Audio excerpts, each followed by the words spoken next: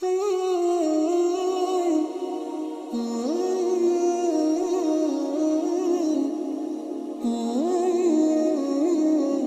پیغمبر صلی اللہ تعالی علیہ وسلم کے یہاں روزوں کا اہتمام اور معمول یہ تھا، آپ علیہ السلام پیر اور جمعرات 2 دنوں کا روزہ فرماتے تھے، اور فرمایا کرتے تھے کہ ان 2 ایام کے اندر اللہ کے پاس انسانوں کے اعمال پیش ہوتے ہیں۔ میں چاہ رہا ہوں کہ پیر والے دن جب میرے اعمال اللہ کے پاس پیش ہوں تو ان اعمال میں روزہ بھی جائے، اور جمعرات کو جب اعمال پیش ہوں تو میں یہ چاہتا ہوں کہ میرے اعمال میں روزہ بھی اللہ کے پاس جائے۔ یہ رسول اللہ صلی اللہ علیہ وسلم کا معمول تھا۔ اور پھر اس کے علاوہ ہر قمری تاریخ کو، چاند کی تاریخ کو آپ علیہ السلام 13ویں، 14ویں، 15ویں کو آپ روزہ رکھتے۔ پیارے پیغمبر صلی اللہ تعالی علیہ وسلم کا یہ بھی معمول تھا۔ ایام 20 کے روزے آپ علیہ السلام کا یہ معمول تھا، ایام 20۔ تو اگر آپ یوں شمار کریں کہ ہر ہفتے میں پیر اور جمعرات کا روزہ اگر آپ شمار کرتے ہیں تو ایک مہینے میں کم از کم 4 ہفتے تو آتے ہی ہیں۔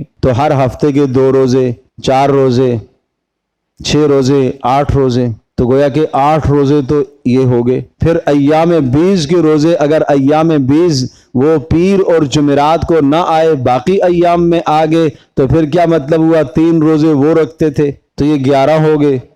اور پھر بھی کبھی کبھی ایسا بھی ہوتا تھا، رسول اللہ صلی اللہ علیہ وسلم اپنے گھر میں تشریف لاتے، پوچھتے کچھ کھانے کے لیے کوئی سامان ہے، جواب آتا جی ہے، تو آپ تناول فرما لیتے۔ اگر جواب ملتا کہ کھانے کو کچھ نہیں ہے تو آپ فرماتے ٹھیک ہے میرا روزہ ہے۔ جس پیارے نبی صلی اللہ تعالی علیہ وسلم کی زندگی کا آدھا حصہ روزے سے گزر گیا، اس کی زندگی میں ہمارے لیے نمونہ نہیں ہے، اس کی سیرت میں ہمارے لیے نمونہ نہیں ہے۔ کیا ان کے لیے کوئی کمی تھی؟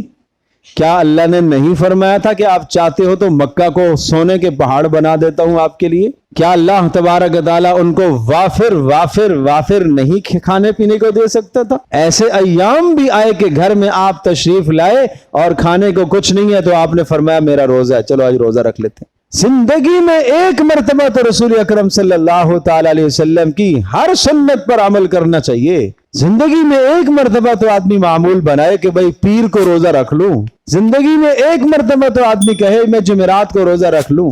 اور ایک حدیث میں یوں ارشاد فرمایا کہ 3 دن کے روزے، ہر مہینے کے 3 دن کے اگر کوئی آدمی روزے رکھ لیتا ہے وہ ایسا ہے جیسا کہ اس نے ساری زندگی روزے رکھے۔ اس سے بڑھ کر اور کیا چاہیے؟ رسول اللہ صلی اللہ علیہ وسلم کتنا خوبصورت دین لے کر آئے۔ کیوں؟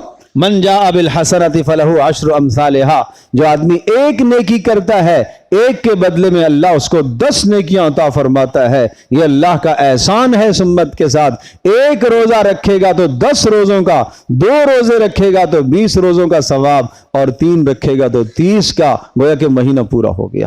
ہر مہینے کے کم از کم ادنا درجہ یہ ہے کہ ہر مہینے کے 3 روزے رکھنے کا اہتمام فرمائیں بھائی۔ اور پھر درخواست ہے کہ سردیوں کا خاص تحفہ رسول اللہ صلی اللہ تعالی وسلم نے بتلایا، یہ مومن کے لیے تو خاص تحفہ ہے سردیوں کے موسم میں روزہ رکھنا۔ آپ فرمائیں گے رمضان کا مہینہ تو بھی بڑا دور ہے اور روزے کی بات کر رہا ہے، اس لیے کہ جو لوگ بیچ میں آئے، آدھے میں آئے ہیں، شروع سے بات نہیں سنی تو یہ سمجھ رہے ہیں پتہ نہیں کیا ہو رہا ہے، موضوع کیا چل رہا ہے، روزے کا موضوع چل رہا ہے۔ بھائی روزہ کوئی اس کا تعلق رمضان کے ساتھ تو ہے، وہ تو فرضی روزہ ہے۔ رسول اللہ صلی اللہ علیہ وسلم تو پورا سال روزے کا اہتمام فرماتے تھے۔ میں بات یہ عرض کر رہا ہوں کہ نوافل روزے ہمارے پاس جمع ہونے چاہیے کہ اگر قیامت کے دن حساب و کتاب ہوگا تو ہم کہاں سے دیں گے؟ اگر فرض روزوں میں کمی ہو گئی تو نوافل سے پوری کی جائے گی، نفلی روزے ہوں گے تو پوری ہوگی۔ تو اس لیے رسول اکرم صلی اللہ تعالی علیہ وسلم نے خاص طور پر یہ تحفہ مومن کو بتلایا کہ یہ سردیوں کے موسم میں آسانی سے روزہ رکھ لے گا۔